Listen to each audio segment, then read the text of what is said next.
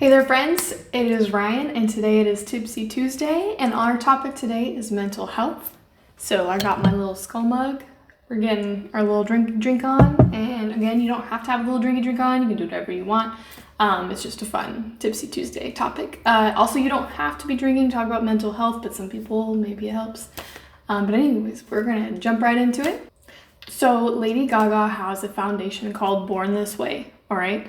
And in it, they have a bunch of different stuff that they do, their donations, you can be a part of the club, you can be a part of the foundation and do all this kind of stuff. They created a course called Be There. You can get a certificate and it's basically teaching you how to be there for your friends, your loved ones, or even a stranger on mental health, like if they're struggling with something, how to be there for them and also how to be there for yourself while helping others, which is really interesting, I feel like, because it is true, you need to make sure you and your mental health are first priority, no matter how rough that may be for people. You always need to make sure you are taking care of yourself along with helping others, especially someone like me, who in the past used to take care of everyone, no matter how ragged or run down I was. So I think everyone should take it. But I want to show you just some random things that I learned while taking it, or things that kind of opened my eyes up. And one of those things is that people really downplay things that are wrong with them. And what I mean by that, one of the examples, they try to show you what is a warning sign that someone might be dealing with something. One of the examples was your friend being so anxious that she doesn't eat for a week and she has a really big exam or test coming up. And I realized, while you have to pick how should you respond, is that normal, is that like a long-term issue, all these kind of things, and I was like, wow, you know what, we really downplay that kind of stuff, and that's not fair to people or ourselves. I think it's easy to, because most people will be like, that's nothing, like I try having kids, or responding with your problems like, well, when I was your age I did this, so you're fine, or like I said, the kid one's a really big one. Try having kids, like you're stressed all the time, or this, or I don't know. And that's true, but you shouldn't, if someone's opening up to you about this kind of problem they're having, it shouldn't be downplayed. And I think parents, I think your grandparents, I think people in society in general just always downplay that kind of stuff and make you, and they always want to one-up you. They always want to see, oh, well, I have it worse, like listen to my problem. Which the thing is, everyone wants to talk about the problems. Everyone's struggling, but it shouldn't be a competition. That should not be downplayed. Like, it's really sad to think that I open up to someone that I haven't eaten a week because I am so stressed about this test, and that person responding with something like, oh, well, last time I took a test, I didn't eat for 2 weeks. Oh, wow, congratulations. But thanks for helping me. That really, why don't you come help me study? Or there's just so many different things, that you could do to be there for that person. So that was one thing that opened my mind. Like, we don't need to downplay the things people go through at all. You are not, just because it doesn't seem big to you does not mean it's not big to that person, or it's not affecting them very heavily. Like a whole week. I mean, I remember in cheer, I didn't eat before competitions because I was so nervous, but I would pig out afterwards, and that's not necessarily healthy, but a week?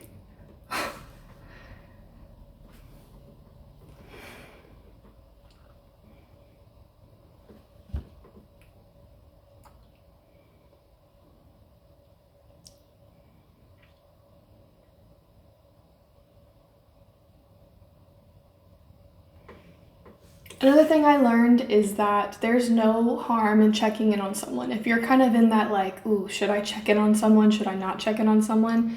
The answer is always yes.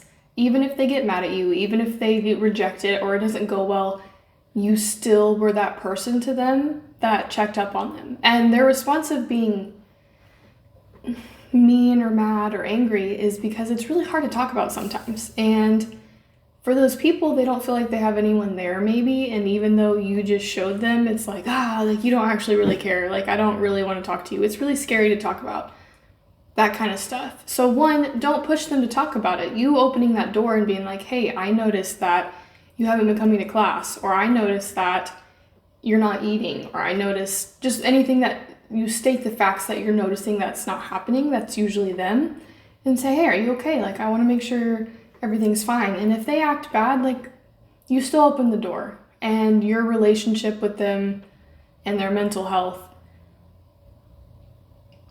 what I'm trying to say is their mental health is more important than your relationship, so don't be worried just about trying to piss someone off.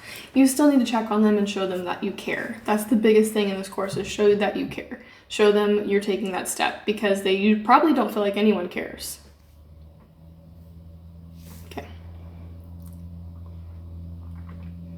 Also, don't avoid it because it's going to be awkward, or if the interaction is going to be really awkward.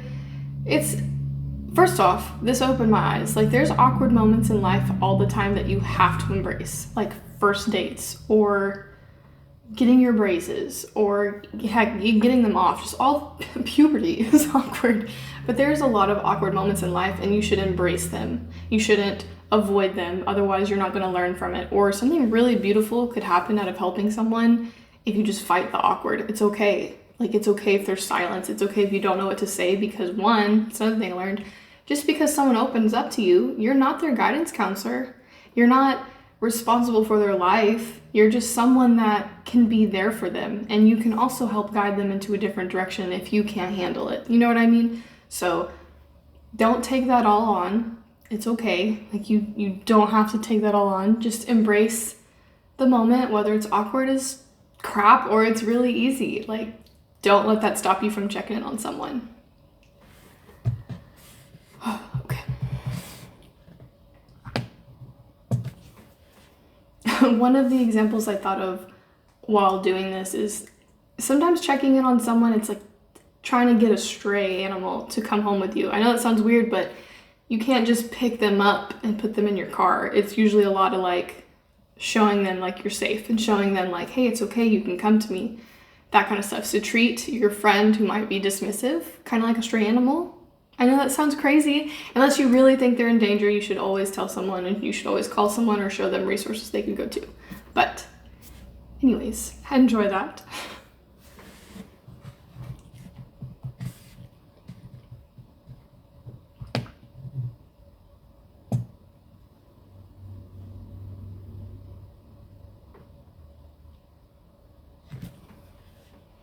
One thing too was learning how to kind of speak their language.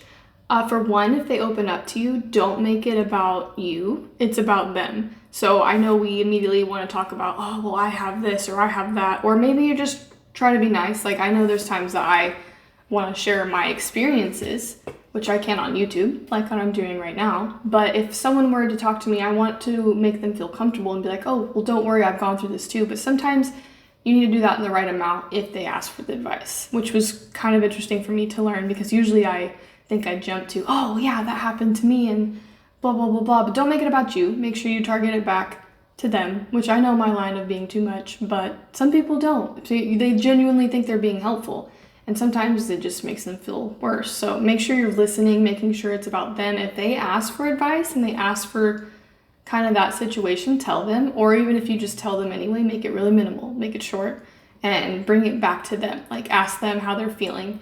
One really good thing to do too is if you don't know what to say, just ask questions.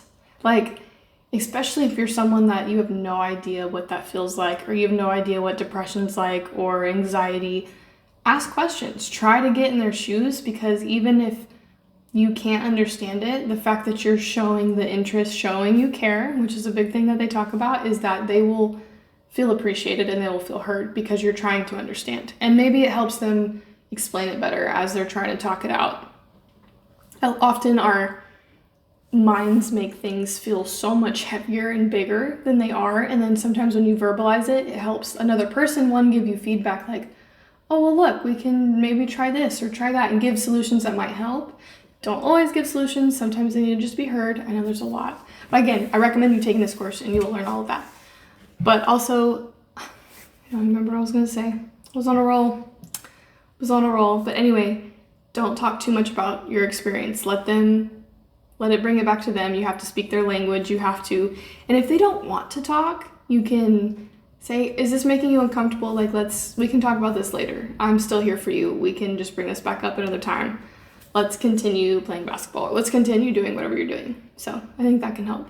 Another thing I learned, probably the most important thing, is to set boundaries for yourself while helping someone else. So there's only so much of you that you can give. You know what I mean? Sometimes there's times you can give a lot, and that's okay. And there's sometimes that you can just give a little bit. You're dealing with so much on your own. There's so many stress or school or work or whatever is really just life, basically, just hammering you down, or you have your own demons you're dealing with. It's really hard to give someone else a lot of help when you're struggling on your own. So you just need to be really honest with that person in a very nice way, but just communicate that, like, hey, I really want to respond to you the way that you need and deserve, and I love you enough to do that, but right now I physically can't. So can I give me an hour, or give me a day, or tomorrow? Always give an alternative, like tomorrow we can meet up and we can do this. Or you're on your way to work and your boyfriend or girlfriend or best friend or family member calls you and says, crying, and it's like, hey, I really need you right now, can I come over after work or whatever, but you're like exhausted and you know you have a test tomorrow. It's okay to say no. And that's really hard, and it's really hard to hear for the other person, but it's also, you love that person so much that you want to give them everything. And the person that's hurting usually is like, oh, they don't care about me that much. But no, you guys both need to have that conversation of, I love you so much, I want to give you what I can, and right now I can't. And I love you so much that our relationship might be in jeopardy if I'm forcing, like, giving you everything of me that I can't give you anymore. You know what I mean? So sometimes you have to take that step back and be like, hey, tomorrow though, I'm there. Let's go to the mall. Let's go talk it out. Let's go to a movie.